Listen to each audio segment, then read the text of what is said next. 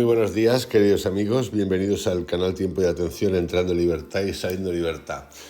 Hoy nos vamos de nuevo al tiempo, a ese podcast que tiene que ver con la historia del tiempo, cómo vemos el tiempo, cómo se ve el tiempo desde la ciencia, cómo se ve el tiempo desde el chamanismo, el tiempo psicológico, el tiempo de los sueños, el tiempo trascendental. Y hoy, en esa búsqueda interior que todos tenemos para entender el tiempo y el espacio. De hecho, el canal se llama Tiempo y Atención, que son, para mí, dos conceptos trascendentales de impacto en nuestra vida cotidiana, monumental.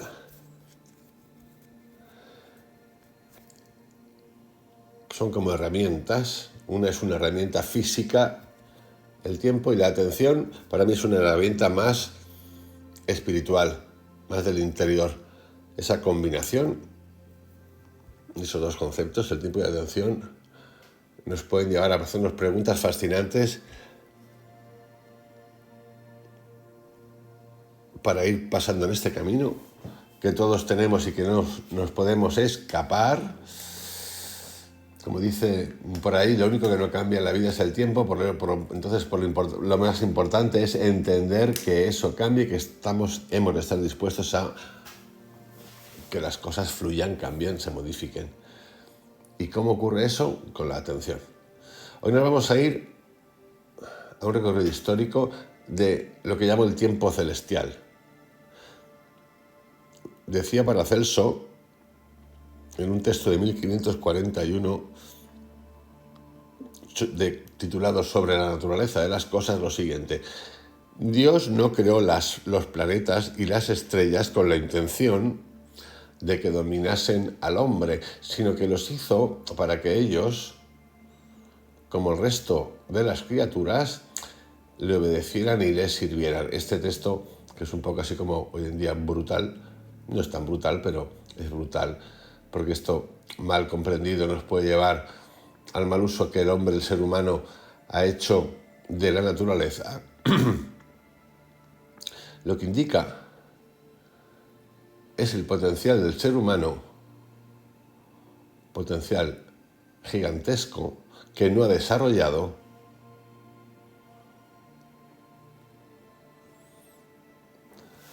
para hacer que el ser humano pase, aun siéndolo, del estado animal a un estado superior de consciencia.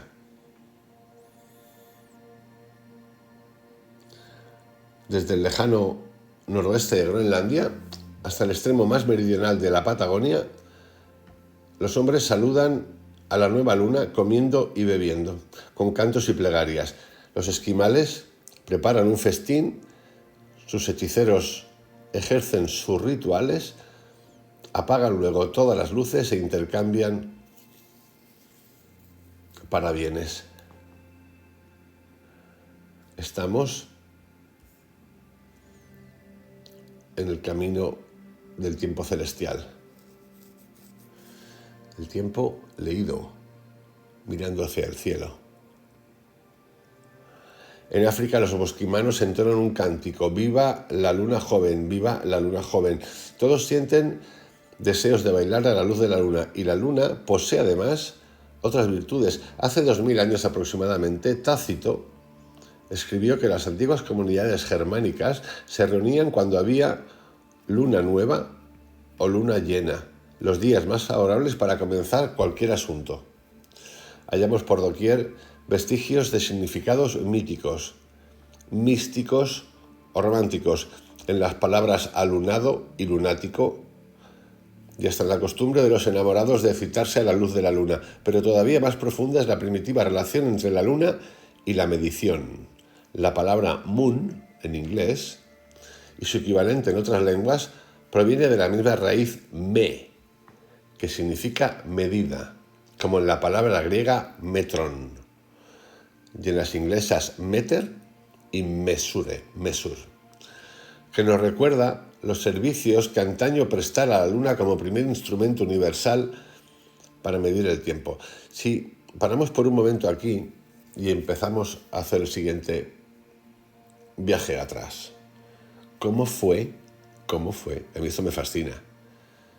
Que en algún momento el ser humano, hace muchos años, 50.000, 60.000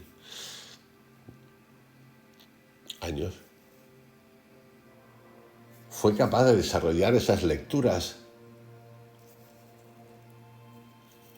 del universo de su momento, los cambios climáticos de las estaciones, que ya lo veremos aquí, se podían comprender, porque digamos que se repetían cíclicamente con algunas variantes. Pero ¿y las estrellas? El tiempo, el calendario, la semana, las horas. ¿Cómo surge todo esto? ¿De qué mente surge todo esto? Pero a pesar de la facilidad con que se la podía utilizar como medida de tiempo, o quizás a causa de ello, la Luna resultó ser una trampa para la ingenua humanidad. Si bien las fases de la Luna eran ciclos universales que cualquiera podía observar, eso de tan fácil habría que verlo, también eran un atractivo callejón sin salida. Los cazadores y los agricultores necesitaban ante todo un calendario de las estaciones, un medio que les permitiera predecir la llegada de la lluvia o de la nieve, del frío y del calor. ¿Cuánto falta para la época de siembra? ¿Cuándo debemos esperar las primeras heladas? ¿Las grandes lluvias? Era una manera de entender ese conocimiento, básicamente vía observación, y pasado de padres a hijos, de padres a hijas, para protegerse del medio, las temperaturas, para obtener comida, para poder guardar, para saber cuándo guardar.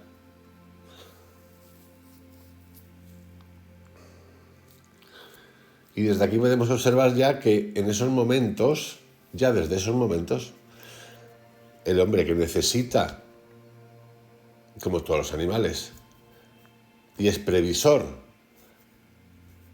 porque el hombre es previsor, a diferencia de otros animales. Un león no guarda comida para él dentro de 3 meses, el ser humano sí. Podemos ya empezar a entender y a darnos cuenta de ciertos conceptos que tienen que ver con la economía. La oikos, que es la gestión de la casa, del hogar.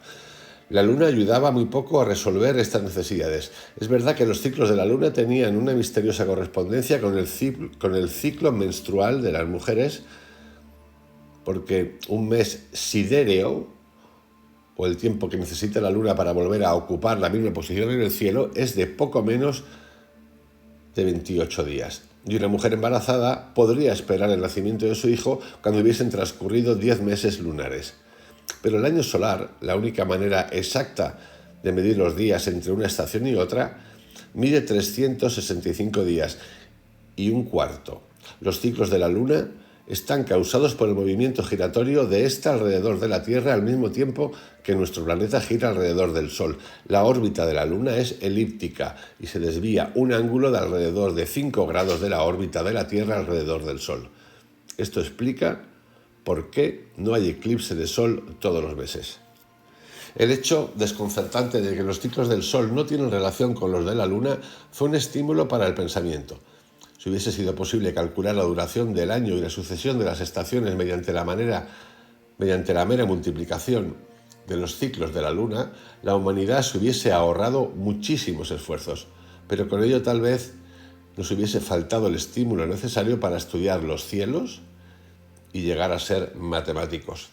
Las estaciones del año, tal como las conocemos en la actualidad, están regidas por los movimientos de la Tierra alrededor del Sol.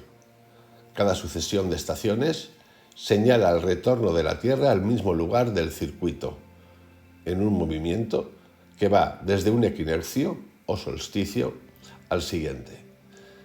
El ser humano necesitaba un calendario para orientarse con respecto a las estaciones, como fue al principio. Aquí hay muchas versiones acerca del calendario. Hay algunas muy divertidas que no están mal. Si lo leemos desde el punto de vista de los economistas libertarios, por ejemplo, hablan de que el establecimiento de los calendarios, las fechas, las horas, los pesos, tienen que ver con el control de la organización, el Estado o lo que fuese en ese momento para recaudar, un mayor control, más precisión a la hora de recaudar, saber cuánto había.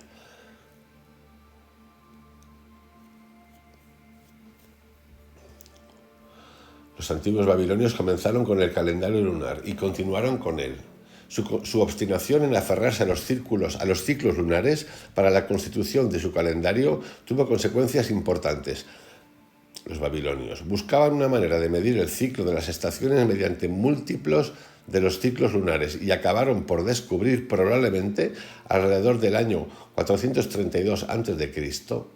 Cuando alguien da citas de este tipo como 432 a.C., o sea, 2300, 2350 años hace, no es tan preciso como se cuenta, se utiliza eso como una medida.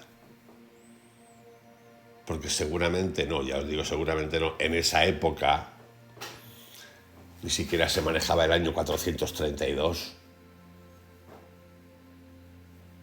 Porque nosotros establecemos año cero en el nacimiento de Cristo. Pero vete tú a saber qué año era para muchos del mundo. Pero simplemente como una referencia.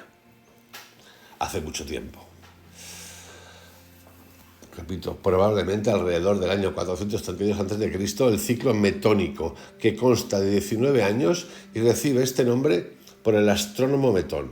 Los babilonios descubrieron que si utilizaban un ciclo de 19 años, en el que atribuían 13 meses a 7 años del ciclo y 12 meses a los 12 años restantes, podían continuar utilizando las fases de la luna, tan cómodamente visibles como base de su calendario. La intercalación o inserción de los meses que sobraban evitaba los inconvenientes de un año errabundo en el cual las estaciones pasaban de un mes lunar al otro, de tal modo que no era posible saber en qué mes comenzaría la nueva estación. Este calendario metónico, con sus 19 años, era demasiado complicado como para ser usado cotidianamente. Entonces es importante, a mí por lo menos me parece importante, este podcast, que lo voy a extender un poquito largo, vamos a tener también otras referencias, autores como por ejemplo Jacques Le Goff, acerca del tiempo, de la sensación del tiempo y de la interpretación del tiempo, porque nosotros hemos perdido, con el supuesto desarrollo, con la ciudad, Civitas, una conexión con la naturaleza hace muchísimo tiempo. Todavía la tienen algunos, los que viven en el campo sobre todo. No la industria, la gente que vive en el campo o en los bosques, que lo tiene, el que pastorea, que tiene ovejas. Y eso nos ha afectado muchísimo. Nosotros, en realidad, el ser humano lleva un camino evolutivo, comercial, de trabajo diario, que está ausente de esta medida, porque nosotros esto lo hemos suplantado o cambiado o modificado por algo que ya está masticado, que es, por ejemplo, hablamos del tiempo y del tiempo, el hombre del tiempo. Desde hace unos años, con telediarios de 30 minutos de mapa del tiempo, pero que eso es de risa. O con aplicaciones del tiempo, qué el tiempo va a hacer mañana o qué tiempo miro yo que va a hacer en Canadá o en China. Cosa que es graciosa porque no pienso ir a China mañana ni pasado, pero yo miro el tiempo. Miramos mucho el tiempo. Pero miramos mucho el tiempo como el que dice, por boca de ganso no conocemos el tiempo en general. Incluso los meteorólogos desde la ciencia estudian el tiempo, pero lo estudian desde sus oficinas. Estamos hablando de otra cosa, cuando el ser humano estaba expuesto cotidianamente, nunca mejor dicho, al tiempo, al exterior. Heródoto, el historiador griego, escribía en el siglo V a.C. un famoso texto que ilustra estas complicaciones. Cuando Heródoto Cuenta Heródoto la respuesta que dio el sabio Solón al acaudalado iracundo Creso, cuando éste le preguntó quién era el más feliz de los mortales. Para que Creso comprendiese que la suerte es imprevisible y voluble, Solón utilizó el calendario griego de uso corriente en la época para calcular el número de días contenido en el lapso de 70 años, que el sabio consideraba el límite de la vida de un hombre. En esos 70 años, observó Solón, hay 25.200 días, sin contar los meses que se intercalan. Agrega un mes cada 2 años para que las estaciones comiencen en el momento preciso y habrá, además de los 70 años, 35 meses intercalados que suman 1.050 días. El total de los días contenidos en los 70 años será entonces de 26.250 y de todos esos días no habrá uno que sea igual a los otros. Todo lo que le suceda al hombre es entonces enteramente casual. Con respecto a ti, Creso, veo que eres asombrosamente rico y el señor de muchas naciones. En lo que concierne a tu pregunta, no podré darte una respuesta hasta que no sepa que has terminado tu vida con felicidad. Los egipcios escaparon en alguna medida a las tentaciones de la luna.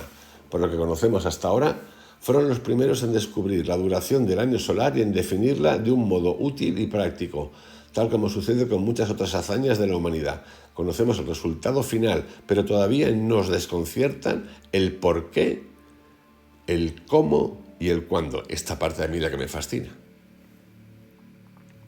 ¿Cómo surge esto? ¿Cuándo surge esto?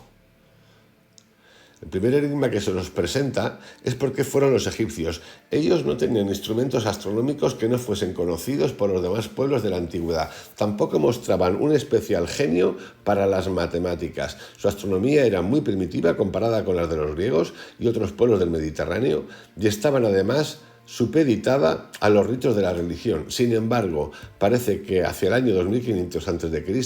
podían calcular en qué momento el sol naciente o poniente doraría la cima del determinado obelisco, lo que les ayudaba a realzar sus ceremonias y aniversarios. El esquema babilonio, que mantenía los ciclos lunares y trataba de adaptarlos al año solar o a las estaciones mediante la intercalación, era poco práctico.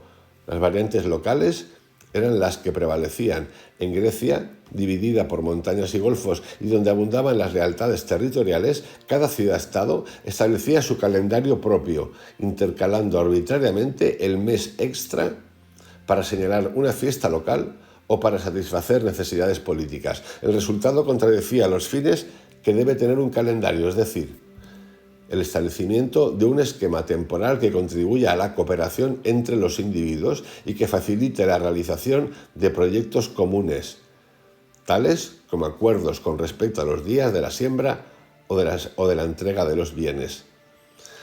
Esto también le podemos llamar una normalización. Aquí estoy contando cómo cada uno interpretaba el tiempo en número, por intereses, por fiestas.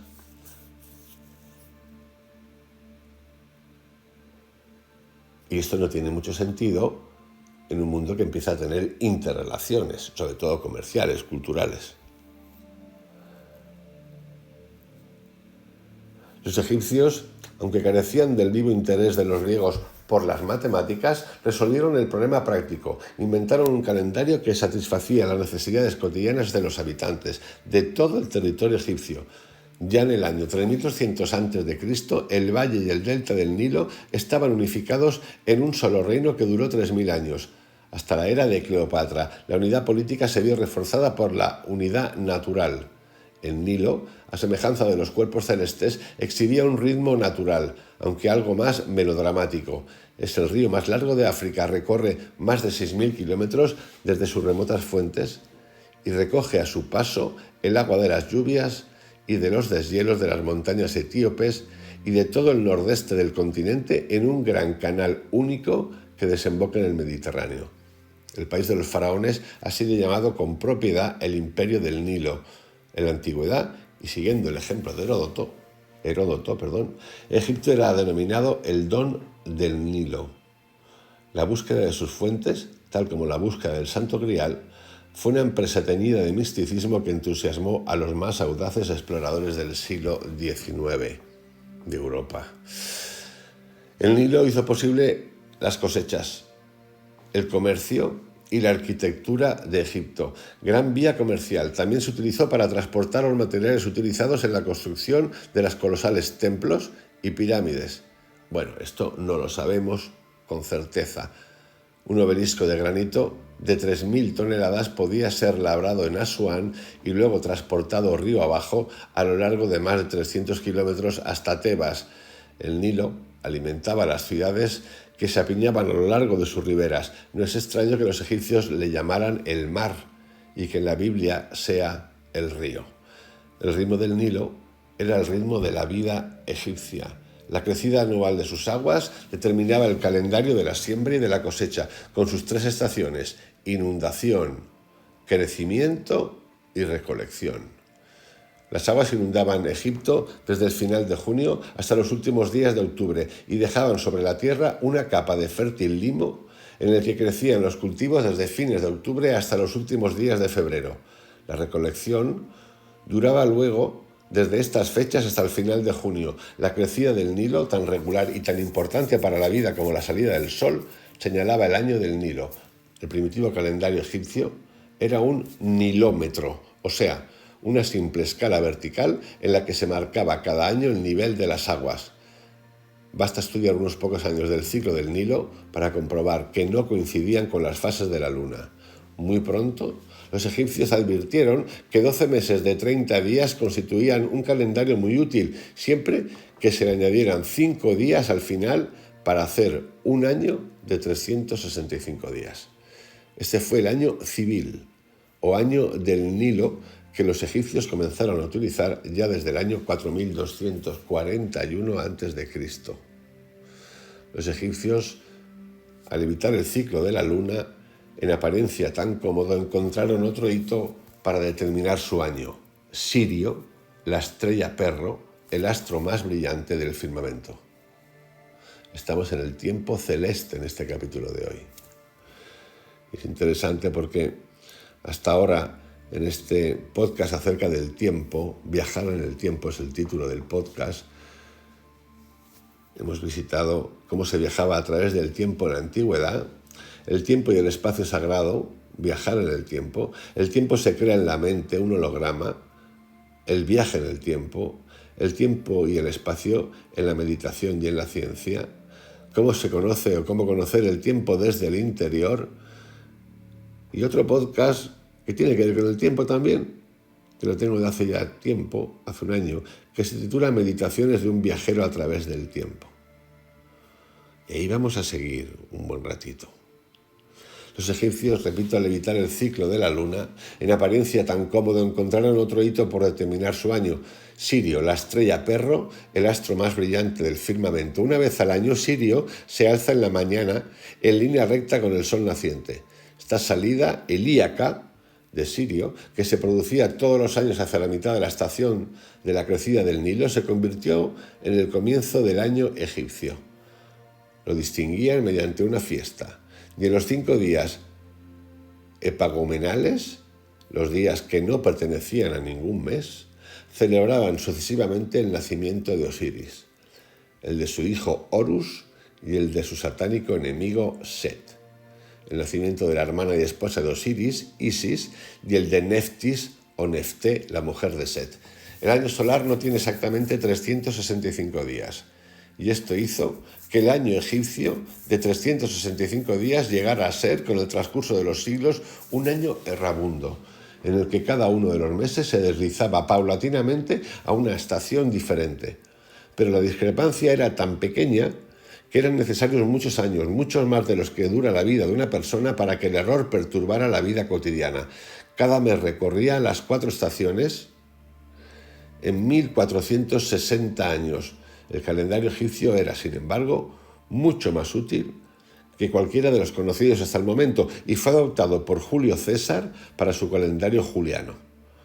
Sobrevivió hasta la Edad Media y en el siglo XVI Copérnico todavía lo utilizó en sus tablas planetarias. Los egipcios con su calendario de uso cotidiano, consiguieron declarar su independencia de la luna, pero esta retuvo su primitiva fascinación. Diversos pueblos, incluyendo a los mismos egipcios, conservaron el ciclo lunar como guía de sus fiestas religiosas y aniversarios místicos. Todavía hoy hay grupos profundamente religiosos que se gobiernan por los ciclos lunares. Los diarios inconvenientes de vivir bajo un calendario lunar se transforman en testimonios de su fe religiosa. Los judíos, por ejemplo, han conservado el calendario lunar y sus meses comienzan siempre con la luna nueva. Para que su calendario coincida con el de las estaciones, han agregado un mes los años bisiestos. El calendario judío ha llegado a ser un hito importante en el conocimiento esotérico rabínico. El año judío constaba de 12 meses, cada uno de ellos compuesto por 29 o 30 días, hasta un total de unos 354 días. Para completar el año solar, y siguiendo el ciclo metónico de Babilonia, los años bisiestos del calendario judío agregan un mes de más en los años tercero, sexto, octavo, 11º, 14º, 17º y 19º de cada periodo de 19 años. Eventualmente, son necesarias otras modificaciones para que las fiestas tengan lugar en las estaciones apropiadas. Por ejemplo, para asegurarse de que la Pascua, que es una fiesta primaveral, tenga lugar después del equinoccio. La mayoría de los meses conservan en la Biblia su nombre babilónico y no el hebreo. La cristiandad, ahí vamos a empezar ahora un recorrido, egipcios, babilónicos, judíos, cristianos, que coincide con el judaísmo en casi todos los aniversarios religiosos, ha mantenido sus vínculos con el calendario lunar. Muchas de las fiestas sin fecha fija de la Iglesia se trasladaban en el calendario solar en un esfuerzo por mantenerlas acordes a los ciclos de la luna. Ellas nos evocan el primitivo encanto que posee la luz más notable del cielo nocturno. La más importante de las fiestas cristianas determinadas por la luna es, por supuesto, la Pascua de Resurrección de Jesús. La liturgia de la Iglesia anglicana establece: la Pascua se celebrará siempre el primer domingo después de la luna llena del 21 de marzo o de los siguientes días. Y si la luna llena coincide con un domingo, la Pascua se celebrará el domingo siguiente.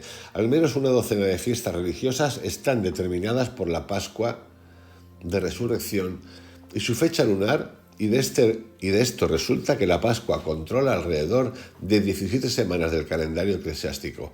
Aquí es importante, porque esto es que estoy contando, esto es bastante común, pero aquí hay autores como un miembro 2 del canal Dicho, de un matemático ruso que habla de cómo el tiempo ha sido maltratado y que en realidad no es como nos lo han contado las fechas.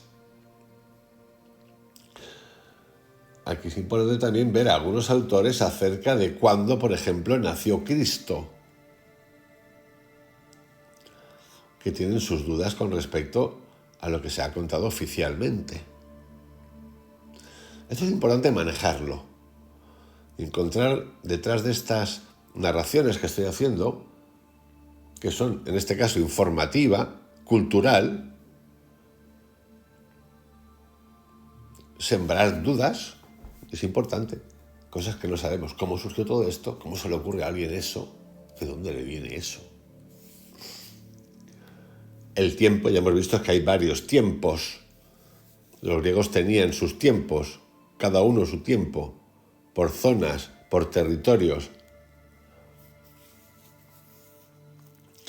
A mí me da la impresión que el tiempo empieza a ser importante como tal, el calendario como tal, cuando una sociedad empieza a crecer, llámese por invasión, por unirse a otra cultura.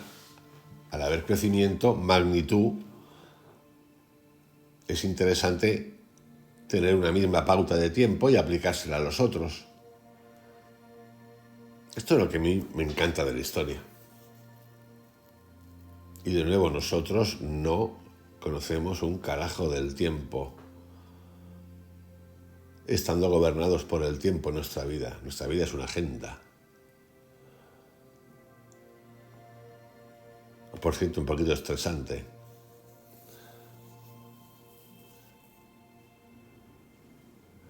La determinación de la fecha de la Pascua del calendario, en otras palabras, se volvió una cuestión importante y un símbolo. Puesto que el Nuevo Testamento relata que Jesús fue crucificado durante la Pascua judía, el aniversario de la Pascua de Resurrección debía estar necesariamente ligado al calendario judío. El resultado inevitable fue que la fecha de la Semana Santa dependía de los complicados cálculos lunares por medio de los cuales el Supremo Consejo Judío, el Sanedrín, determinaba la fecha de la Pascua judía.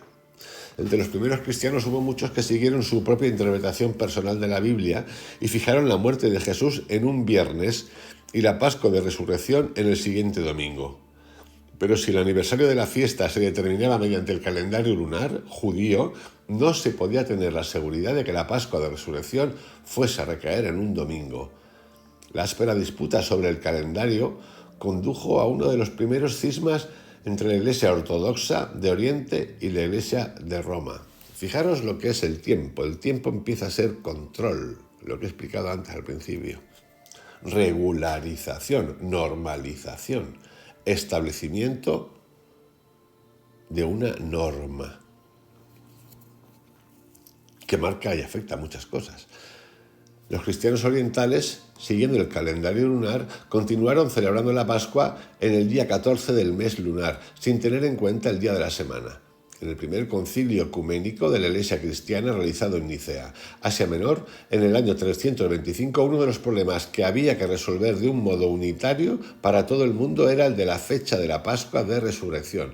Se fijó una fecha uniforme y se hizo de manera tal que se ajustaba al calendario lunar tradicional, pero garantizaba que la Pascua sería celebrada siempre en domingo. Esto, cuando cogemos esto y lo comparamos con lo importante que era el mensaje de Jesús, por ejemplo, lo que aquí identificamos literalmente, y esto nos va a acompañar por siempre en la historia de la humanidad, ¿qué es? Es muy sencillo. El establecimiento de una burocracia que llega a conflicto entre Oriente y Occidente, las iglesias cristianas de Oriente y Occidente, por decretar ciertos parámetros o patrones en el calendario de cuándo y cómo celebrar cosas. Fijaros qué cojones tiene que ver esto con el mensaje de Jesucristo, o si Jesucristo estaba preocupado en su momento, vete tú a saber cuándo, en qué año nació, si él tenía concepto de si nació, ¿no? Porque tampoco está demostrado que existiera, pero vamos a suponerlo, con ese mensaje que tiene tan puro, tan espectacular, tan rebelde, si a Cristo le importaba esto por algún momento. Esto es lo que yo llamo entretenimiento del poder. Todo tiene una razón en el ser humano y es lógica que la tenga. Otra cosa es el uso que haga el ser humano. Las estructuras religiosas de poder. Pero esto, continuamos, no se resolvió definitivamente o no resolvió definitivamente el problema. Alguien tenía que predecir las fases de la luna y localizarlas en el calendario solar para toda la comunidad cristiana. El Concilio de Nicea delegó esta tarea en el obispo de Alejandría.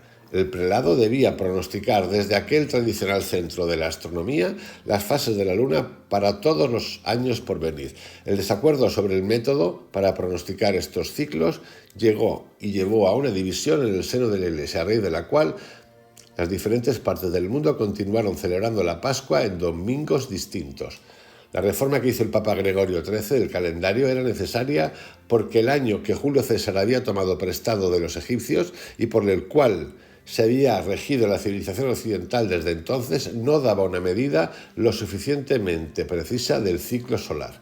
El año solar real, o sea, el tiempo que necesita la Tierra para completar su órbita alrededor del Sol, es de 365 días, 5 horas, 48 minutos y 46 segundos. Es decir, tiene 11 minutos y 14 segundos menos que el año egipcio repito, 11 minutos y 14 segundos menos que el año egipcio de 365 días y cuarto. Por consiguiente, las fechas del calendario perdieron gradualmente la relación que se pretendía que tuviesen con los acontecimientos solares y con las estaciones. El equinoccio de primavera fue crucial con respecto a la cual se calculaba la Pascua. Había sido fijado por el primer concilio de Nicea el 21 de marzo, pero la inexactitud del calendario juliano, cuyo error se acumulaba a lo largo de los años, hizo que en el año 1582 el equinoccio de primavera fuera en realidad el 11 de marzo. El Papa Gregorio XIII, aunque es recordado en nuestros días por su pública acción de gracias tras la matanza de protestantes del día de San Bartolomé en París en el año 1572, fue también un reformador enérgico que resolvió enmendar definitivamente el calendario. En 1582, Gregorio XIII, llevando a buen fin un movimiento a favor de la reforma del calendario, que ya tenía al menos un siglo de existencia, ordenó que después del 4 de octubre siguiera el 15 del mismo mes. Esto implicaba que al año siguiente el equinoccio de primavera ocurriría tal como lo requiere el calendario solar de las estaciones, el 21 de marzo. Y así fue restaurado el calendario de las estaciones a su primitiva disposición del año 325. Los años con los días intercalados del antiguo calendario juliano fueron regulados otra vez, y para prevenir la diferencia resultante de la acumulación de los 11 minutos anuales, el calendario gregoriano omitió el día bisiesto o intercalado en los años que terminan en centenas, a menos que fuesen divisibles por 400. Esta reforma produjo el calendario moderno que todavía se utiliza hoy en Occidente. Vamos viendo cómo el impacto de la religión hecha Estado universal, religiones universales, porque el judaísmo no se convirtió en una religión universal. Universal me refiero a que se expandió por el mundo. El concepto de religión universal, que por cierto no es un concepto espiritual, si lo tiene alguien, es el catolicismo, el cristianismo, cuando llega a Roma. Podríamos hablar del hinduismo, pero yo tengo dudas ahí. La Inglaterra protestante y sus colonias americanas se negaron a aceptar la reforma porque se había gestado en Roma y no pudieron ser convencidas de que realizaran los cambios hasta el año 1752.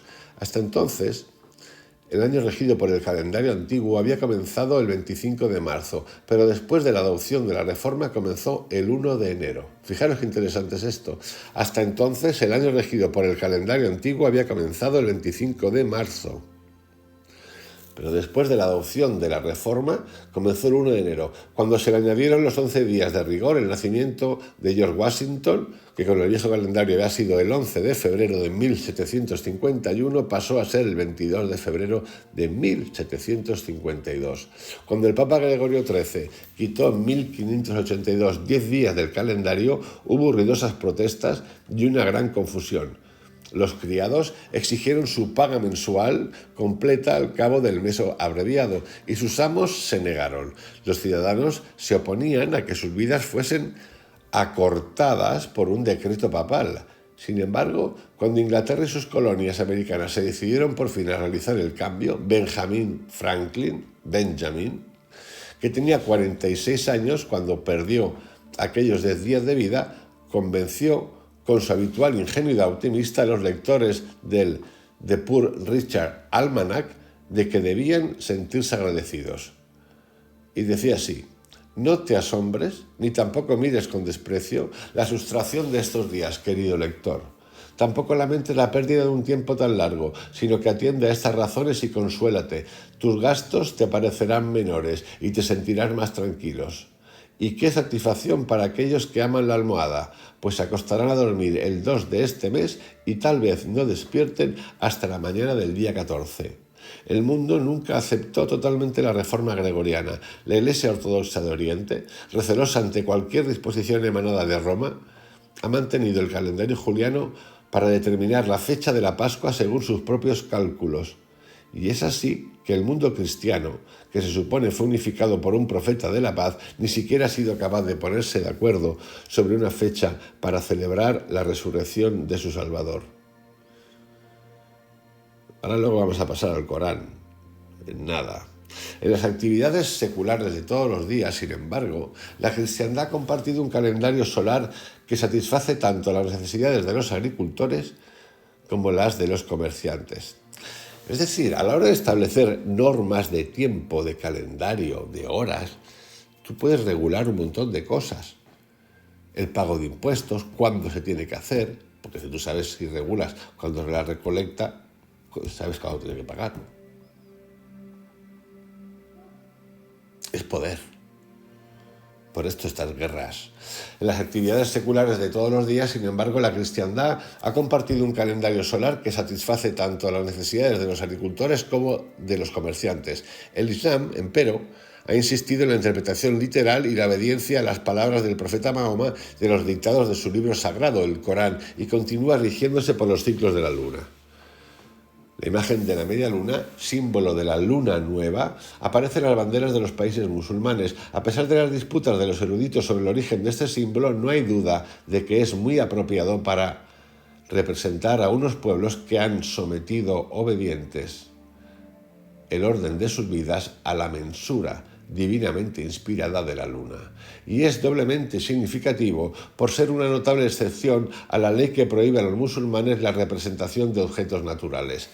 La media luna era ya en el siglo XIII el símbolo militar y religioso de los turcos otomanos.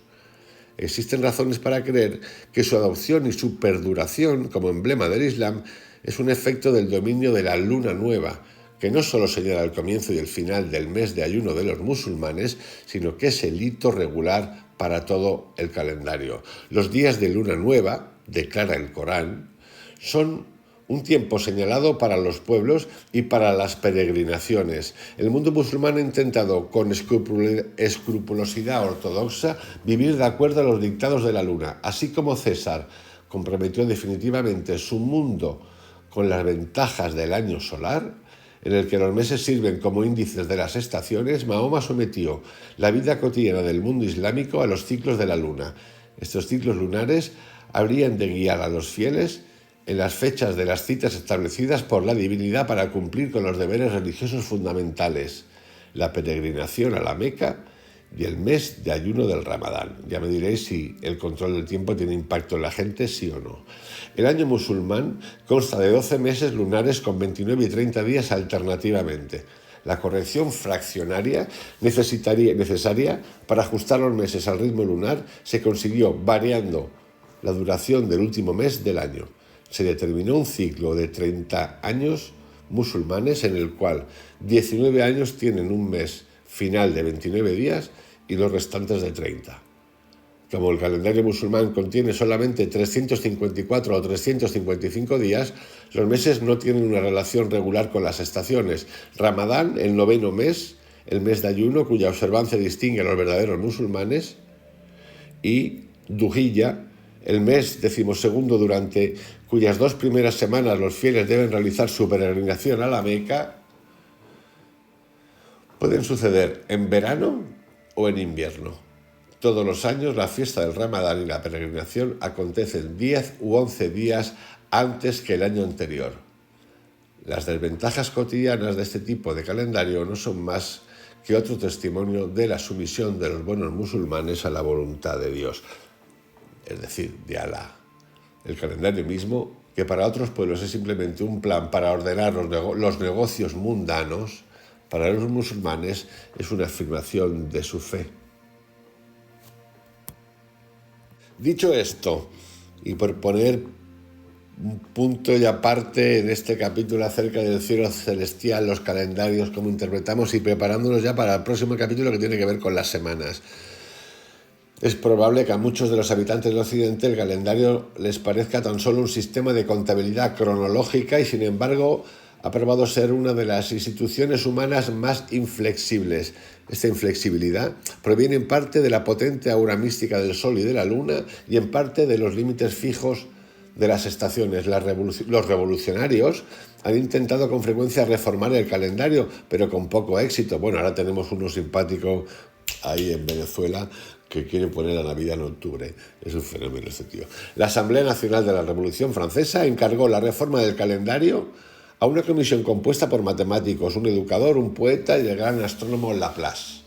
La comisión elaboró un nuevo calendario de una maravillosa y racional simetría, y este calendario decimal reemplazó en 1792 la semana de 7 días por una décade, es decir, de 10 días, a cada uno de los cuales se le atribuyó un nombre numérico latino. 3 de estas décades constituían un mes. El día fue dividido en 10 horas, que a su vez tenían 100 minutos, cada uno de los cuales tenía 100 segundos. Además de los 360 días de esos 12 meses, había 5 o 6 días de más que recibieron nombres muy edificantes: le vertus, le génie, le travail, l'opinion, las virtudes, el genio, el trabajo, la opinión, la recompensa, con un día bisiesto llamado Saint-Culotit y dedicado al descanso y los deportes. Este calendario, destinado a debilitar la influencia de la Iglesia en la vida cotidiana, ahí tenéis la importancia de los calendarios, duró apenas 13 años. Cuando Napoleón llegó al poder, restableció el calendario gregoriano con sus festividades tradicionales y sus días dedicados a los santos, y recibió por ello la bendición papal. En China, la Revolución de 1911 introdujo el calendario de Occidente junto al tradicional calendario chino. La Unión Soviética se propuso borrar el año cristiano y reemplazó el calendario gregoriano por uno revolucionario en 1929. La semana constaba de 5 días, 4 para trabajar y el último libre. El mes tenía, a su vez, 5 semanas. Los días restantes, necesarios para completar los 365 o 366 días del año solar, eran festivos. Se mantuvieron los nombres gregorianos de los meses, pero los días de la semana solo fueron numerados. Antes de 1940, sin embargo, la Unión Soviética ya había vuelto a utilizar el familiar calendario gregoriano. Bueno, nos quedamos aquí, en este camino celestial, y nos preparamos para el descubrimiento próximamente de la semana. Esto tiene un impacto en nuestra cotidianidad, en nuestra vida, en nuestra organización, en cómo funciona el mundo, importantísimo. Os envío un abrazo, que tengáis un excelente día, queridos amigos y amigas. Pasarlo bien. Mañana un poquito más. Chao.